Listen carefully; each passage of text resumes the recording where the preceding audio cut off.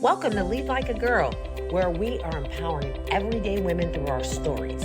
I'm your host, Jessica Smith, and I began this journey by sharing my life story.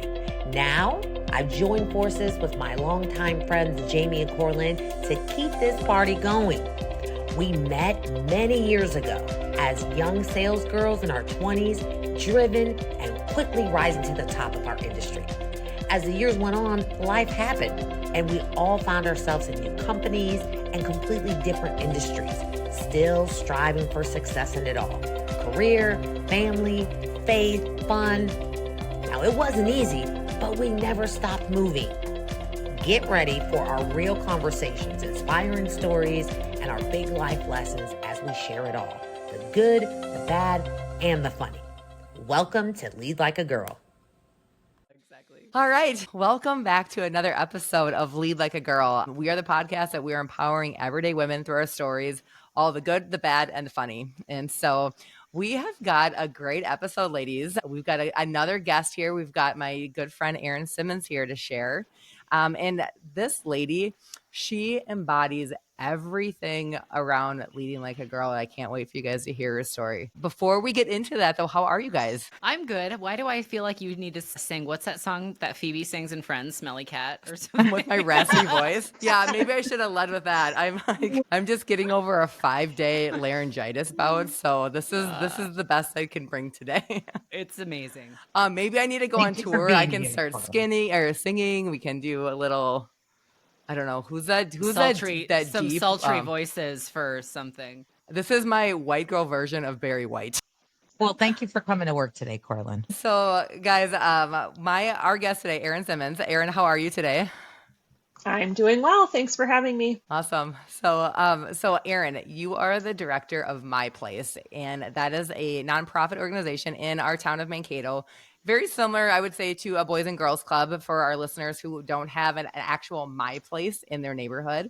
But it's an out-of-school program that serves youth experiencing poverty, low income, and just helping them after school with a lot of different things. Before that, you spent 15 years with the American Lung Association. I mean, really, this is interesting working on policies such as getting smoking out of restaurants, which I think is really, really interesting because I 1,000% appreciate that. Oh my gosh. I used to have a smoking jacket, not for me smoking, but I would have my one jacket that would go out to the restaurant or we'd go to the bar. We'd just have that one jacket in the corner. That was it. So yeah, appreciate your work in that area. Absolutely. And you're a longtime Mankato resident. You're a part of my town. You're a wife and you're a mom. So all the things that are just leading like a girl in all different areas of your life. Yeah, we've got this like good juggle going, right? Mm-hmm. Right. So we're going to talk a little bit about growing up in poverty, leadership, low income, how all that whole dynamic influences and directs some of our decision making, some of our leadership styles, some of our beliefs. So this is going to be a really interesting topic. I feel like we all have some different angles to contribute to this. Before we get started in there, everyone knows I like to start off with this little first minute fast game. So my question for you guys is, well, first of all, one short answer, brief answer. Growing up, would you guys consider yourself, how did you grow up? Low income, high income, poverty, not poverty, normal? What's your quick answer to that? My quick answer is, if some of you know my story, but my dad was big time drug dealer in Chicago. So we lived in the ghetto, but we had drug money. However, we still went to the store and spent food stamps. So that and it was normal. I didn't even know that food stamps meant that you were poor or not poor. That was, as a kid, I just thought everybody had food stamps, that was just like money. Interesting. Jamie, Erin, what do you short answer? What was your financial upbringing? I grew up in poverty. I was raised by a single mom. And my dad he wasn't able to contribute to our supporting our family during my growing up years. So yeah, we were poor. Jamie? I didn't know that we were poor. I'm in the same boat. I would say collectively speaking, we were lower income, raised by, again, single mom. but I didn't think of us as poor necessarily until I came in contact with some of my friends that had two parents, full-time jobs, like things like that. When did you go to bed at night without like a pot underneath the leak in the ceiling with catching the water? Now you're getting ahead of myself. So here's my question. So we've kind of all established you've had a little dabblings with low income growing up. So my first minute fast question for today is, tell me you grew up low income without telling me you grew up low income. And cue Jamie your story. Yeah. Yes. Okay. So yeah, I didn't really think I was. I had no idea, but when you go to bed at night at the top bunk of the bunk bed with your siblings, whatever, and there are literally like 3 bowls on the bed with you, catching the water when it's raining because your roof is leaking. It's like, oh my gosh. Wait, that's not everyone does that. What? That was yeah. I would say eventually after my dad passed away, we were still pretty young. So I eventually got to the point where I very much so knew that we were poor. And there were plenty of times where, you didn't have hot water. So you boiled water to put it in the bathtub so that you can take a hot bath. So that's probably an indication of poor there. Interesting. My is I had boots that were hand-me-down boots from my brother, and I had to wear bread bags on my socks or in my shoes, in my boots, whatever, so my socks wouldn't get wet. Yeah.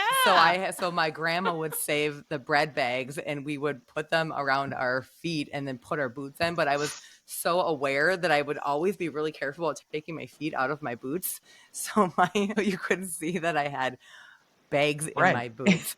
Oh, yeah, that's a very Minnesota thing too. Yeah, bags. I think the real indicator was, are those bread bags name brand or were they generic bread? Because that's like medium and low poverty.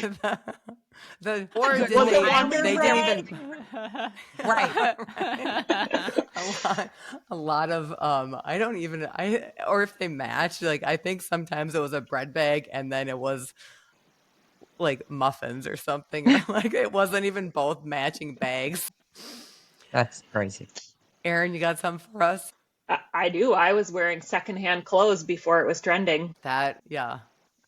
Yeah, I remember getting some, like you'd get like a nice thing or something like that. But I don't know. I feel like the commonality though, I think that between a lot, well, at least Jamie and I think that I feel like I grew up low income, but man, my mom worked her tail off to make it not seem like that.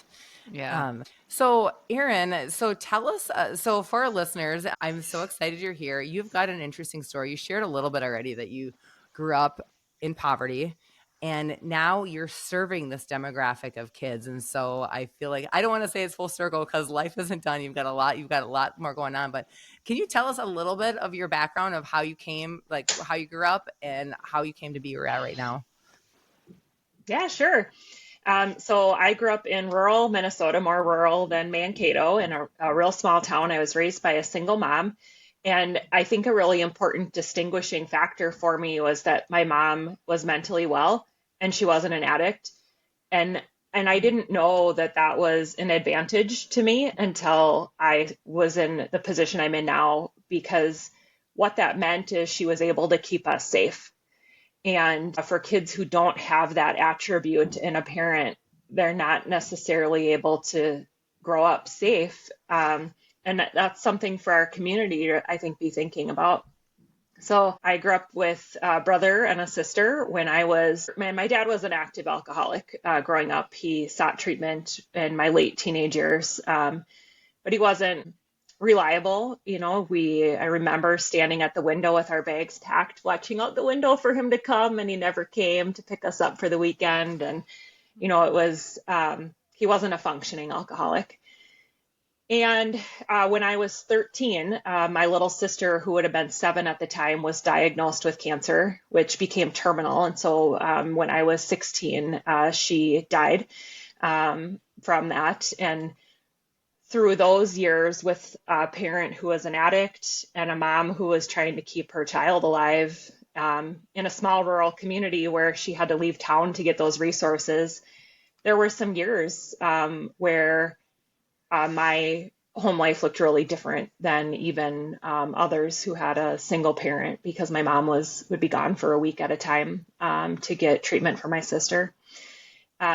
So grew up, I was fortunate to be able to graduate. I was also fortunate to graduate at a time where I was able to get Pell Grants that put me through college and allowed me to do that financially. I wouldn't have been able to attend college without those opportunities. And so I did that. I pursued a background in public health, and that brought me to working for public health agencies and the American Lung Association. And I joined my place 7 years ago this summer, and spent a little time thinking about, well, how did I get here? Have I left my field? This doesn't feel quite like health. And yet I think the work that we do really impacts social determinants of health. And when we think about keeping kids safe, making sure that kids can read, if kids are not literate when they graduate or leave high school, their economic outcome for the rest of their life is predetermined to be poor. If kids are not literate, their health outcomes are determined to be poor. And so there's some things that we do that don't feel healthy, but they absolutely impact lifelong health and wellness. And then I think advocacy and community organizing are really my heart. That's the fire in my belly, is bringing people together around issues. And at this time, the issue is kids experiencing poverty who need some of the things that I was fortunate to receive growing up. But they also need some things that are really different than what I needed because their circumstances are different. Erin, I'd like to go back a little bit. And, you mentioned about your upbringing and, your mom and your dad. When you think about going to college, like, how did you even, how are you able to even get that vision and where did that even come from in terms of, was that something that your mom pushed you to do, or how do you go from that upbringing to being a college student? That is a good question, and one that I don't necessarily have an answer for. What I do know is that throughout my growing up years, there were so many systems that allowed me to survive. I was able to be on WIC, food stamps, state paid health insurance. I probably don't even know some of the systems that supported my family in our growing up years. But really, I've tried to talk a little bit about, those are critical systems so that kids don't starve to death and so that they can get vaccinations. But the difference between surviving and thriving is humans. It's people who choose to invest in you. And there were so many people that I can look back on now and see, gosh, they invested in me, and they invested in me when I was just as much of a turd as my kids are now. There was nothing. Yeah. I wasn't some unicorn kid that was just a precious angel all the time. I was a stinky teenager, just like all the other ones. I talked back. I didn't do anything to deserve it. People gave me grace, which I think is really what allowed me to get to college. I don't know that that's what put the idea in my head, but it is human people who chose to invest in me. Yeah, I was going to ask that too. Did you have mentors or family members? Because for me, when I think back of being on the streets at 11 years old, I just felt like I knew I didn't have a shot. And then by the time I got pregnant, it was like, okay, there's no college. That's not going to happen. So this is just going to be what it is. It's really a blessing that when you think back of how the odds were stacked against you, and it could have just been, God's favor on your life that got you to college in the first place. Yes. Mm-hmm. And just dumb luck.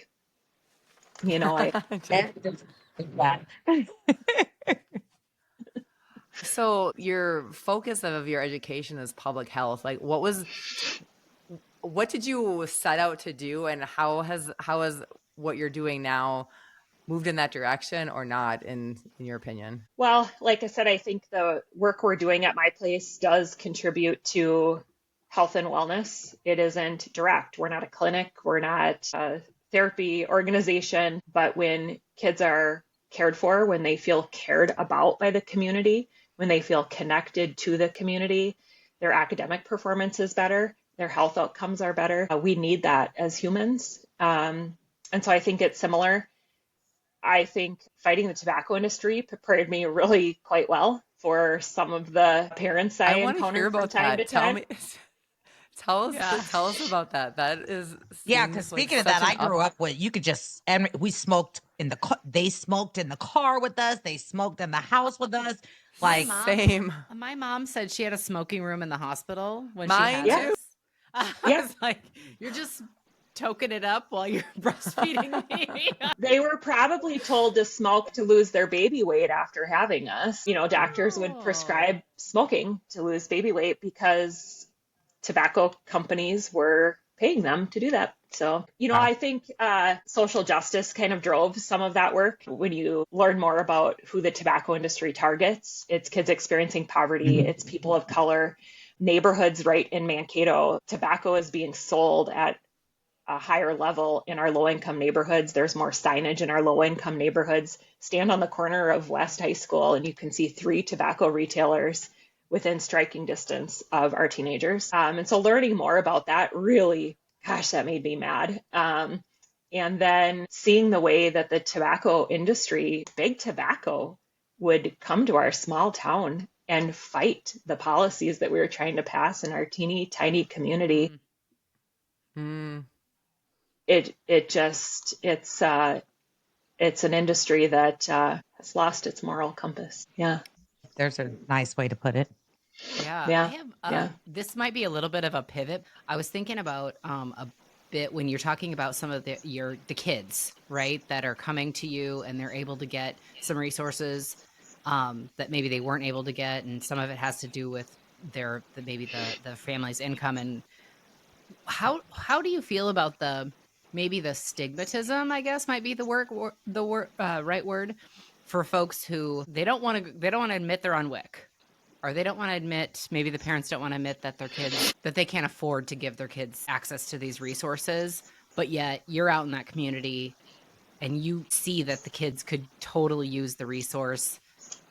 What are your thoughts on that? Like, getting past that attitude of like, I don't need any help, we're fine. Yeah. I don't want any You can help. handouts. Mm-hmm. Exactly. I don't want the handout. That But pride. you can see the kid. Yeah, but you can see the kids Need help. could benefit from that. Well, tell me, what do you guys think about that? Well, one of the first decisions that I made as we became an independent organization is that we were going to be free because we're free, because we're free. That we weren't going to put a price tag and then require people to humble themselves and have some skin in the game and tell us how poor they are and ask us for a favor. That's as somebody who grew up carrying a different color lunch ticket every morning at school because I was on free lunch. I don't think we need to humiliate people in order for their children to have the services that they need. But I think I think that we have a real opportunity right now as women who are leaders to set the tone for how we talk about folks who are experiencing poverty. I know I heard it when I was a kid. I heard it when people talk trash about people being poor, and it's just unnecessary. We can have disagreements on policy and systems. We can vote differently, but we don't have to call people some of the names that are being called by government officials right now. I'm a bottom sucker, according to some people in DC right now. God. And that's not true. I am not. And as a child, I most certainly was not. And, you know, it doesn't matter how you vote. You can still not be for talking about people in a derogatory way. And I think the more that we contribute to those conversations or turn a blind eye, like, oh, I didn't hear that. I didn't see that. They didn't mean that. They said it and they meant it. And we don't have to be for it, regardless of our politics. Yeah, no, I think that's a good point. That's a good point that, you know, we could just agree that there's some basic needs out there. And I think we need to be focused on coming together on those type of things that we should all agree to. But unfortunately, I think that may not be the case. Erin, did you mention, how did you find, how did you, I've never heard of My Place. Is it just in Mankato, or how did this come about? Where was this born? We formed a board formed Boys and Girls Club of Mankato. and they hired me in the summer of 2018. The following summer, our board voted to leave that brand for the sake of local decision making. And that caused us to form My Place, or Mankato Youth Place. We started with Mankato Youth Place, and that got the thumbs down as our new name. But when we brought it to My Place, that felt like that spoke to our intentions, that we really wanted our kids to feel like they had a place. Love that. Cool. Thank you. Erin, this isn't, I want to know how you and Coralyn met each other, actually, because Cor you were a big sister with a little sister, right, Cor? Maybe. Okay, I'm going to tell you a story about Is this how you know Coralyn. Erin? Okay. Do you want, Wait, right? Is that right? Is that how you guys met, or no? So we were new. Yeah. Well, we probably met in the church parking lot sometimes for camp, but we didn't know each other. But we were new, and I was new to fundraising in Mankato. So I didn't know anybody. I didn't know who was who and what was what. And I kept getting these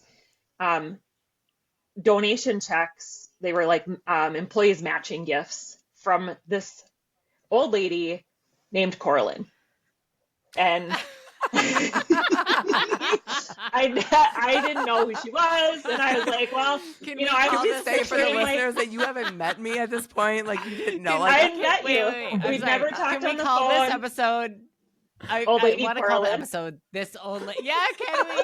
Well, because Coralyn, she obviously had to be an old lady, right? Yeah, and so I was picturing like a 55-year-old secretary sending out these letters somewhere. And then we were just getting started, I think, with our capital campaign and starting to talk about what it would look like for us to have a building. Coralyn reached out to me and came in for a meeting, and I was like, oh, dang, she's young. Look at this hottie. And then not only did her company really give us a generous gift to get us started, and I would say instilled some confidence for me, because I'd never done a fundraising campaign before. And I thought, I think especially growing up in poverty, the fundraisers were for me. I wasn't at them and I didn't watch my parents go to the fundraisers. So then I was talking to Coralyn about what our volunteer needs were. And the first thing that this lady said yes to was volunteering to help one of our girls with the science fair project. And it was probably, you think 3 years ago, years ago right now. And Coralyn said yes to this, which if you guys have done science fair projects with your kids, it's horrible. I mean, that is, I just bribed my kids to not do them. But for the kids that we serve at My Place, it's confidence builder. When I go into the room and say, hey, who wants to participate in the science fair? None of our kids say yes. They already know it's not for them, that poverty is too big of a setback to do the science fair. And then when I say, we have volunteers who will come help you, we'll buy the stuff, I'll drive your stuff to school. Now we've got kids who want to do it. So I partnered Coralyn up with a young lady, and she wanted to test how electricity moved through vegetables, I think. And so it took maybe a session, and Coralyn was like, can I talk to you for a minute? And so we stepped into my office, and she's like, so this is what she wants to do. And she doesn't, I don't know anything about electricity. And I'm like, well, ask the guys at work. And then she said, I also think she can't read. And I'm like, yeah, she can't, but you'll figure it out. Oh my goodness. And there was no chat GPT then. No. Oh my goodness. It was Jamie, really, it was a fantastic, that was a 100% true story. I'm like, okay, I think I was looking for we don't have to do this. Like, look a back door. Can I just go back and read with this girl and help her read? And Erin was like, good luck.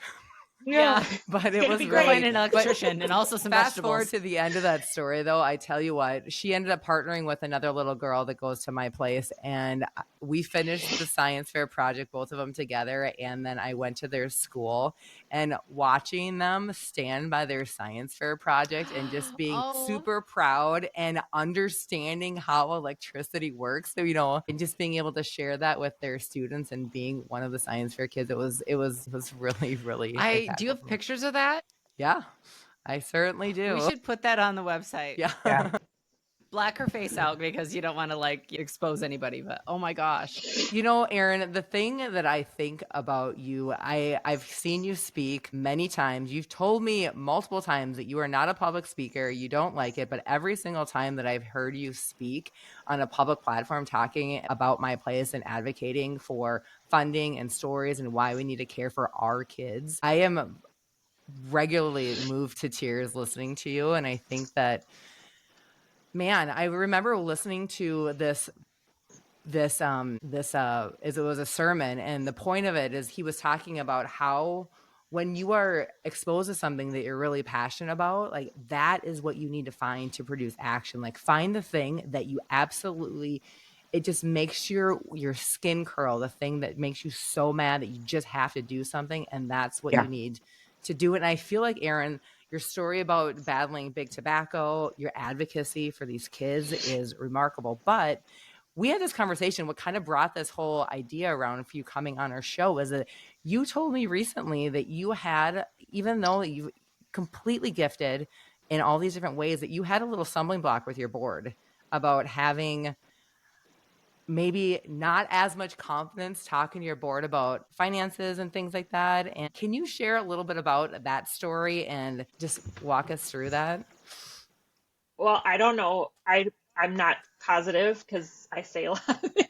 And so I'll tell the story that I think you might be talking about. Okay. I'm sure that's the one I'm talking about. Of course it is. Of course. We're on the same page always. We'll take it. Well, I think, one of the attributes that many people who grew up in poverty share is that, I didn't grow up talking about money.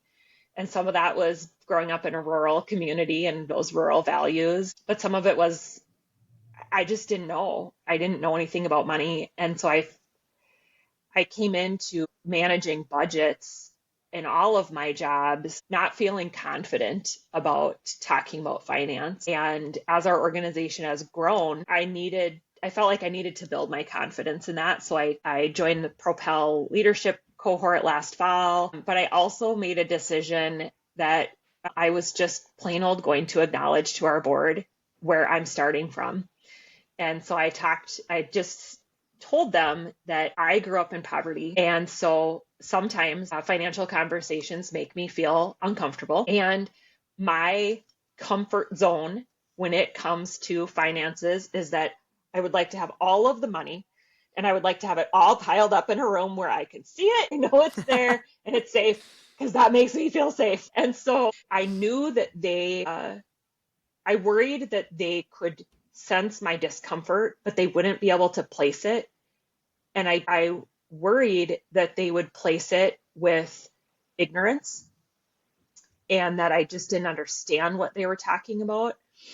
And I needed them to know that I hear you, I understand, I've taken these classes, I know what we're talking about. And I worry about money in a different way than people who always financially were just always taken care of and didn't see the bottom of the bank account. That's a good point because I think it affects people differently. Like there's some people who, because they didn't grow up with a lot of money, they're very frugal and they're very, cautious on how they spend their money and that type of thing. And then there's those people that don't know how to manage money or just spend because they grew up poor and they're like, well, now I'm just going to spend it because I got it. So it's interesting. And I think my husband and I are probably somewhere in the middle because I think we're like not going to spend everything we have, but I think about my kids and I'm always like, I don't want them to feel like us where we had to shop at Payless for our shoes. Like I want them to, if they get good grades and they want expensive shoes, I want to buy them those shoes. And mainly because I didn't have that as a kid.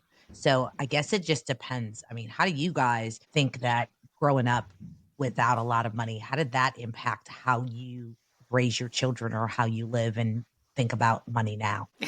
was This about is to say where you core. guys meet. And so I feel like I'm saying a lot. I'm answering a lot of questions, but I same, Jessica, first of all, because I think there's the aspect of let's be really frugal because I can only count on me. But then there's also the aspect of, well, who gives a crap? Like, I'm going to buy whatever I want to buy because at the end of the day, I'm still right back where I started.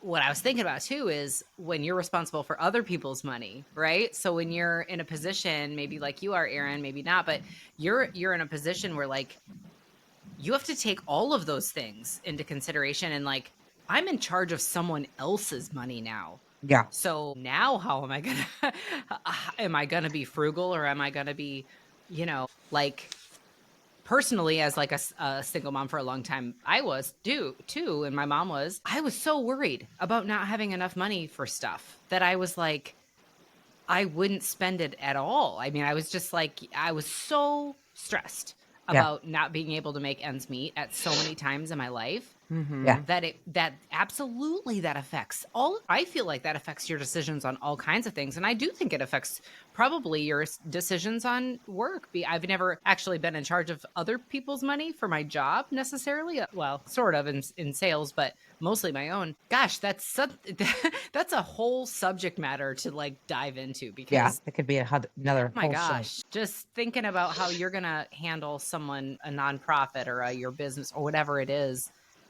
having the experience you have of like, I've been really, really poor and I've been pretty good, and how did I deal with both of those things? Mm-hmm. That's very interesting. I'm really glad that you brought that up, Erin, because like thinking about how you grew up and what you knew, and like having the courage actually to go in front of your peers, let's say at work, and say, hey, this is where I'm coming from. Like that takes a lot.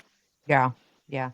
Well, I want to make sure that we have our listeners. You never know. We can have some billionaire listener, Erin, that wants to give you money. Speaking of money. So how can people find you and, give to the great work that you're doing? Well, they can check us out on social media under My Place or Mankato Youth Place, or they can go to our website, My Place Mankato, or they can call Coralyn. What is Yes. Comment on the video. I think that this conversation is so important because this idea of growing up in poverty, especially the commonality that we all have, is that sometimes like I feel like maybe things that play a part in your life that you don't really know until you start really diving back and thinking about how you've grown up in this way or that way, and then you realize, oh, I wonder that does play out my life in a way. Like, just look at things from a different perspective. What do you guys think? What are your takeaways from this conversation? What do you think the one thing our listeners need to hear about this? I just know, like, coaching Girls on the Run, for example, one of the things that I would tout, like, for my community was that you can participate in this and you don't have to pay. We have scholarships where you don't have to pay, and you don't have to, we can give you shoes and things like that. And it just kind of, honestly, this really reminded me of that because I do think there are a lot of families out there that think either I'm embarrassed to say that I need help or I'm not going to put my kid in there because I don't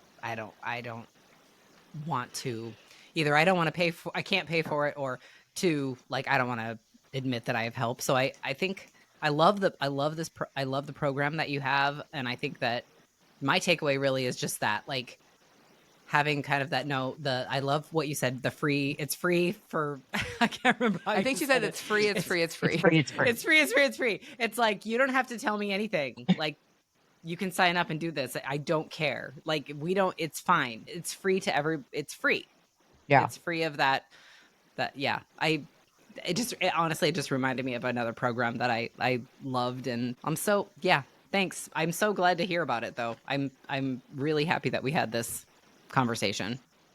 Yeah, my takeaway is just, hopefully we kind of struck a nerve in our listeners to really think about, kids and how meaningful programs like this are. And I think we get so caught up in our own world, and for lack of better terms, sometimes we forget where we came from, or we didn't come from that place and we really don't understand or think about it. And so I hope that it just makes people stop and think, and maybe just whether it is my place or a local place in their area, to just be intentional about there are kids that need help. And maybe you don't have a lot of money, but you have time. And the great example you gave about Coralyn, helping with someone's science project. So whether it's time or whether it's money, you have gifts, whatever it is, we can all be doing something to help these kids and making a difference, because they didn't choose the family that they were born into. And as human beings, we all deserve basic necessities like food and water and clothes and learning how to read. So that's my takeaway. And I really thank you, Erin, for the work that you're doing. And just the awareness that you're bringing, because it makes a difference. It really matters. Thank you. Yeah, and I think that personally, I just want to champion. What resonated to me the most is a conversation that you talked about having with your board, Erin, that I think that there's a level of vulnerability that happened in that conversation that I don't know that if I would be willing to have that conversation, but I should be, and we all need to be, because again, as we're not all superwomen. There's gaps in our skill set and there's gaps in our knowledge, and you can't grow in that space until you realize that I have a gap and I need to grow in this space. And so for you to be able to be that way with business professionals, and I think it just adds like just the humanness of it all. And so I hope that conversation was really well received, Erin. Do you have any last words or any last messages for our listeners from your perspective? I do. I just want to reiterate what Jessica was saying, that today in your community, wherever you are, it doesn't matter. Wherever you are in your community, there is a child who needs something. They do not have enough. They don't have enough safety. They don't have enough shelter. They don't have enough clothes, food, hygiene products, love, attention, something. They don't have enough. And everyone who's listening today, I promise you have something that you can give to make a child's life better. You are a check writer outer. You're awesome. You're a volunteer. You're awesome. The nonprofits in your community need you. They need you now. And, I think we so often get caught up in, I don't have enough to give. I promise you do. And I also promise that if you choose to give time to make a child's life better, to change their outcomes, they're going to change your life far more than you could ever change theirs. So consider this an invitation, listeners. If you aren't engaged with your local nonprofits, get your shoes on and get out there. Now's the time. Get out there. That's awesome. Erin, thank you so much. This has been a fantastic conversation. I love that you joined us today. To all our listeners, thank you for tuning in, whatever you want to do. And you can find us at leadlikeagirllab.com. We've got a whole selection of amazing merchandise. You can find us on all of the social media channels. And if any part of this message resonated with you, please, for the benefit of us, and 1,000% the benefit of my place and Erin Simmons and all the work she's doing to serve our youth, please share this episode within your community. We need and she needs more help. So until next week, thanks for tuning in and continue to lead like a girl. Bye. Thank you.